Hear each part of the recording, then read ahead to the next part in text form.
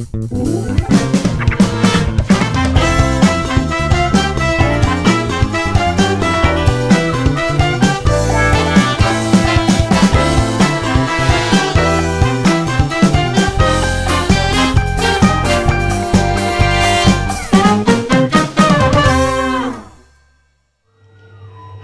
lagi di Sophie Nafi Talks, You Are Loved. Dan hari ini saya bersama-sama dengan seorang presenter handal, public speaker dan komunikator yang sudah tidak perlu Anda ragukan lagi, Ratu MC Wedding. Coba nanti saya tanya di keberatan nggak ya disebut ini. Ibu dari 2 orang anak yang cantik sepanjang masa, Becky Tumewu. Hey, hai Sophie Nafita. Aku nggak keberatan dipanggil Ratu, apa tadi tuh? Ratu MC Wedding Nusantara, yeah. Tapi aku keberatan kalau dipanggil Bunda. Oh, jadi jangan panggil aku Bunda, awas ya. Aku juga nggak suka dipanggil Bunda, kenapa sih ya? Orang-orang pedagang-pedagang tertentu tuh senang banget. Hai Bun, gitu. Selamat siang Bun, boleh dicoba Bun. Panggilnya Bubek. Panggilnya Bubek. Bubek, oke. Bubek, yes. Udah gini lah, nggak usah bahas dari awal karirnya dia ini ya, karena semua orang juga udah tahu awalnya siaran di radio yang semua anak muda mau siaran di situ. Kemarin waktu kemarin wawancara Melissa Karim, dia sampai bilang, gue udah ready dipanggil Prambors kapan aja, gue masukin lamaran, gak diterima. Pokoknya Melissa Karim tahun berapa tuh? Nah, kepengen jadi penyiar Prambors. Mungkin setelah lalu udah keluar ya saat itu. Jadi semua orang juga udah tahu kalau Becky Tumewu ini adalah seorang MC handal, public speaker dan komunikator yang sudah tidak perlu diragukan seperti yang tadi gue bilang, ya kan? Itu suatu pujian yang sangat membuat saya merasa happy. Iya, sebenarnya yang dibicarakan hanya kebenaran, because it's truly what she is. Dia juga adalah seorang ibu dari 2 anak gadis yang manis-manis, santun-santun. Nanti kita akan bertanya kepada Becky bagaimana sih caranya dengan semua tempaan zaman dia dapat membesarkan 2 anak gadis-gadis yang baru aja lulus kemarin ya? Betul. Sarjana kesehatan gigi. Sarjana kedokteran gigi. Kedokteran gigi. Sarjana kedokteran gigi. Jadi masih banyak harus koas dulu 2 tahun. Soalnya banyak nih yang bilang, "Wah, udah jadi dokter gigi. Wah, selamat ya dokter gigi Tara." Sebenarnya belum. Tapi udah jadi sarjana kedokteran gigi. Nah, ini mesti koas 2 tahun baru nanti disumpah dokter. Jadi 2 tahun kemudian nanti kita akan rayakan kembali. Yes, jadi DRG. Tara adalah anak Becky yang pertama, putri pertama ya. Yang kedua namanya Kayla. Walaupun kayaknya Becky itu hidupnya ketawa gitu ya, happy. Banyak yang tidak tahu bahwa banyak perjuangan dalam hidup seorang Becky Tumewu. Pasti. Dari kelahiran anak aja yang saya ingat dia pernah mengalami preeklamsia. Eklamsia postpartum. Oh, eklamsia postpartum malah salah saya. Jadi setelah melahirkan baru terjadi eklamsianya. Jadi semacam surprise yang gitu ya. 2 kali nggak sih? Enggak, sekali. Tara aja. Waktu Tara. Jadi makanya karena ngalamin eklamsia postpartum waktu melahirkan Tara, makanya waktu dari hamil Kayla sampai melahirkan itu tuh ati-atinya super banget. Tapi itu kenapa bisa terjadi kata dokter? Jadi, untuk ibu-ibu yang sedang hamil atau bersiap, nah ini mesti diwaspadai banget ya.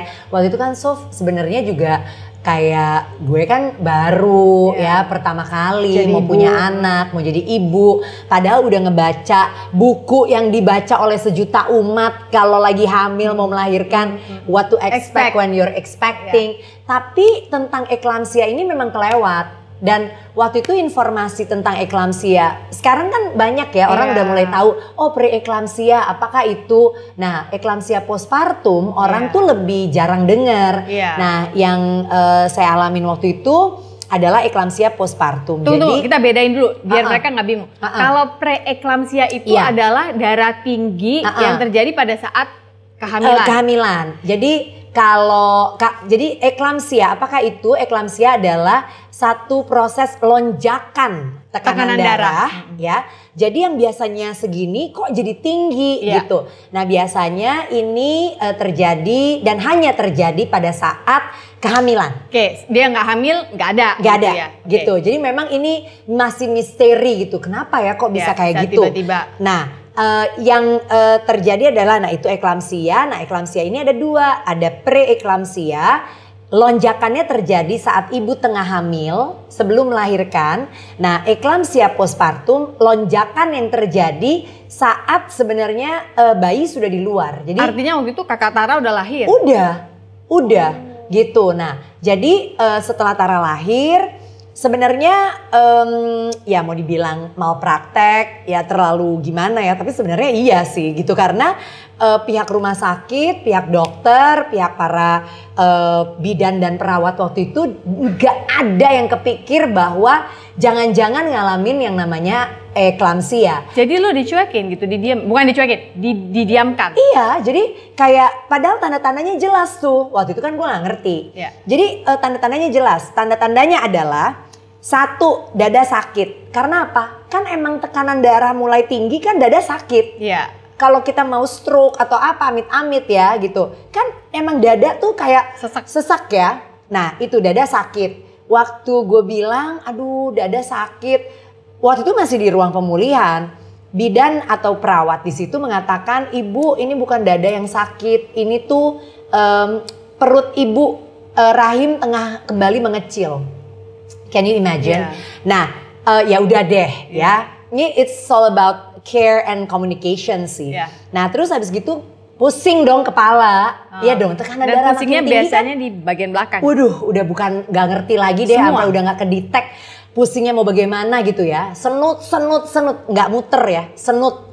Terus bilang lagi, bidan perawat tolong dong panggilin dokternya. Saya tuh pusing banget. Pergilah ya kan. Balik lagi bawa obat pereda sakit kepala. Jadi gue disuruh minum obat pereda sakit kepala. Padahal all they have to do is check on my blood tensi. pressure. Nah itu. Sampai akhirnya itu kan Tara kan lahir jam 11 pagi. Akhirnya jam 3 sore, jam 3 siang itu udah di dalam ruangan terjadilah kejang. Jadi sebenarnya kejang itu adalah puncaknya. Karena kan tekanan darah makin tinggi kan. Nah itu kan sebenarnya kayak stroke gitu kan, kejang. Nah ya itulah terjadi. Waktu terjadi kejang itu tekanan darah gue tuh 180/140. Jadi bawahnya tinggi banget kan. Nah katanya sih this is a miracle that I still after all the things I've been through gitu. Setelah ngalamin yang namanya kejang tekanan darah 180/140 itu ini adalah suatu keajaiban kalau Becky Tumeu ini, Bu Bek ini bisa masih duduk di sini ngobrol sama Sophie, ngomongnya lancar, otaknya masih encer lah ya lumayan. Encer. Cuman kadang-kadang suka lupa password, baru di renew, lupa lagi. Belum, itu faktor ya. Belum sempat dicatat. Aduh yang tadi apa ya gitu kan. Terus gini, forget password. Masukin, forget password. Bikin password baru. You cannot use the old password. Gitu. Ingat yang tadi. Iya. Yang awalnya lupa. Gila. Muter. Iya. Tapi itu nggak tahu. Mungkin ada sedikit efek eklamsia postpartum. Tapi lebih banyak sih sebenarnya efeknya tuh. Faktor usia mulai uzur gitu loh. Becky Tumeu ini memang storyteller yang jagoan banget ya. Kita kalau duduk denger dia cerita, itu tuh sampai yang bisa. Aduh, aku tuh kalau cerita semua ini ya, termasuk Sophie Navita, itu duduk di bawah. Aku kayak Tuhan Yesus lagi gitu loh. Terinspirasi. Iya kan? Gitu. Luar biasa sih. Dia tinggal dikasih satu topik aja, jalan gitu ya. Tapi gini yang gue mau tanya Bek, awalnya yang gak percaya sama gue cuma satu orang. Siapa? Irwan. Oh ya, suaminya. Cuman Irwan nih yang susah percaya sama story gue. Sorry ya kalau lo nonton, maaf nih Wan. Tapi emang iya sih Wan. Lu selalu skeptis kan sama omongan Becky. Dia udah tahu. awalnya ini justru ya, aku tuh kenal sama Becky bukan di dunia entertainment. Justru karena lo temenan sama kakaknya sahabat gue. Iya. Ya kan? Keluarga Sutejo. Betul. Tuh, dia temenan sama Noni satu fakultas. Lo temennya Pipit. Betul, yang sekarang ada di Swiss. Yes. Yeah. Pipit luar biasa. Luar biasa. Nah, waktu itu aku inget banget ya, waktu Becky datang ke rumah tuh gue gini, ini penyiar itu kan gila, dia masuk ke rumah aja tuh udah menggelegar suaranya kayak orang lagi siaran. Oh kayak gini orangnya ternyata. Kayak pakai ini ya, call sign ya. Call sign gitu iya, ya. Begitu bener. masuk 102.3 FM Mania gitu ya. Gitu. Dulu masih 102.3, Iya. sekarang udah ganti 102.2. Oh kenapa sih? Udah gitu, Oh, udah jadi harus geser dikit. kebanyakan gedung tinggi. Oke. Jadi dulu awalnya siaran di Prambors ceritanya. Betul. Padahal saat itu lagi aktif-aktifnya kuliah FKIP Atmajaya. Iya. Kenapa FKIP sih, lo emang pengen jadi guru dulu? Iya. Ada keinginan? Jadi gini, ini banyak. Gue akan share sama lo Iya. cerita yang gue belum share kemana-mana. Oke. Eksklusif. Ya, pakai P. Iya. Ya. Nah, jadi dulu itu kalau ditanya, Bek sebenarnya cita-cita lo apa sih? Iya. Jadi ya Sofia, gue itu seneng banget sama yang namanya sejarah. Oke, history. Oke? Sejarah, budaya, waduh gue suka banget. Makanya waktu SMA, gue itu ngambil yang namanya A4. Oh iya ya. Jurusannya. Iya. Maaf nih ya, kalau yang masih muda-muda masih pada nonton. Nggak ngerti apaan A4. tuh A4? Nah dulu tuh. Bukan bakpao ya, A1, Bukan. A2. Ya lah kalau itu bakpao enak ya. Nah jadi dulu ambil jurusannya SMA tuh ada A1. A1 tuh biasanya fisika. A2 itu biologi. A3 Sosial. itu Ilmu sosial. A3 tuh ekonomi. Ilmu sosial lah. Iya disebutnya. sosial ekonomi gitu kan. Hitung-hitungan banyak. Akuntansi hitung-hitungannya. Gue tuh gini ya, aduh kok A1 gak cocok, A2 juga gak cocok ya, kayaknya hafalannya banyak. A3, aduh I don't like all those numbers and everything. Apa dong yang cocok buat gue? Ternyata A4. A4 itu bahasa, budaya, dan sastra. Oke, pas Ya. ada nih. Pas banget. Suka. Sejarah aja ada 3 apa 4 macam tuh. Sejarah Indonesia, sejarah dunia, sejarah budaya. 3 berarti. Ada antropologi. Belajar tuh di antropologi itu tuh bagaimana menangkal guna-guna. Ada. Serius? Serius. Oke. Serius. Lo kalau lo nggak mau diguna-guna orang, lo harus memelihara sesuatu atau nggak boleh ada yang tidur di rumah lo. Pokoknya melek terus, yaitu ikan.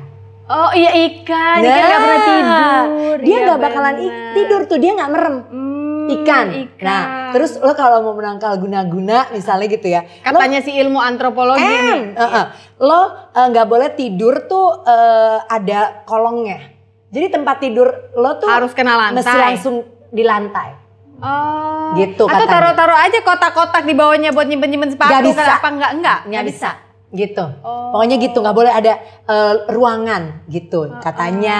Nah itu gue demen banget Sof. Jadi lu belajar Yang kayak gitu-gitu. Seneng. Jadi ada antropologi, geografi, of course lah ya kalau geografi dan lain-lain. Jadi gue seneng banget dan gue lulus dengan gemilang. Nah pertanyaannya adalah abis itu mau kemana? Lu FKIP terus kepengen jadi guru. Nah enggak? bukan. Pertama gue tuh mau ngambil arkeologi di Jogja di UGM. Oh UGM. Katanya tuh arkeologi UGM paling keren.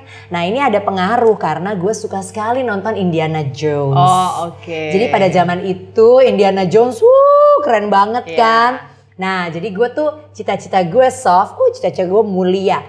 Jadi gue tuh kepengen ambil kuliah sejarah di UGM. Kalau gue udah lulus S1 gue mau ke Belanda.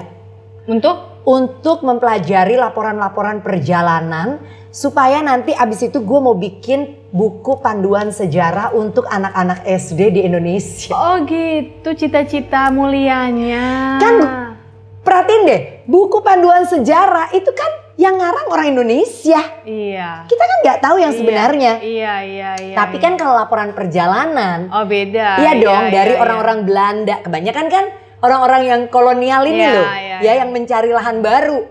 kan mereka kan tahu kalau mereka, oh ternyata di sini kita nggak berjaya, kita nggak diterima baik, ada perlawanan dari, nah kan lebih bener tuh, kan nggak mengglorifikasi bangsa kita sendiri atau mengglorifikasi bangsa orang gitu lebih kan. balance ya laporan soalnya. Lebih truthful gitu kan. Tadinya itu cita-cita gue, tapi nggak dikasih sama my mom. Oh, untuk ke Jogja. Ya untuk ambil sekolah itu. Oh, untuk ambil sekolah Kata dia nanti akhir-akhirnya palingan jaga museum. Katanya beliau begitu. Jadi akhirnya udahlah Becky jangan aneh-aneh katanya ibu gue. Nah gue mau masuk mana lagi gitu kan. Nah akhirnya gue diterima tuh sekolah komunikasi di Bandung. Oh ada waktu itu sekolah. Universitas negeri loh. Vkom? Iya. Unpad? Iya. Oh. Nggak dikasih ke Bandung. Karena? Anak paling kecil, disayang-sayang nggak boleh keluar kota. Baby of the family. Akhirnya gue masuk Atmajaya. Nah di Atmajaya yang paling cocok buat gue adalah FKIP. Fakultas Keguruan dan Ilmu Pendidikan jurusan Bahasa Inggris. It happen, memang dari kecil gue juga suka sih jadi guru. Dulu tuh boneka-boneka suka gue jejerin. Gue ajarin. Oh. Jadi dari kecil memang suka ngomong. Jadi kita teman-teman lo ini lo anggap itu berarti sekarang ya. Kalau duduk lo semua, duduk. Karena dia gitu tuh, duduk semua. Gue punya ini baru gitu kan ya. Dan herannya kita duduk semua gitu. Iya kenapa Bek gitu. Mulai deh dia berkisah.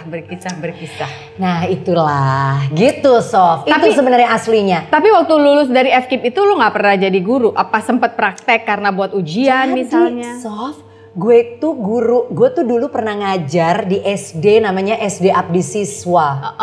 Dan lo tahu nggak? Di SD Abdi Siswa itu gue ngajar kelas 1 SD sama kelas 4. Oke? Dan salah satu murid gue waktu nikah MC-nya gue juga.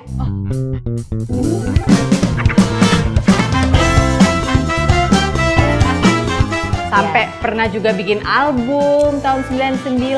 Album nyanyi ya, bukan album foto loh. Iya. Album nyanyi. Di antara Kita tak ada lagi indahnya cinta kita berdua. Oh gitu.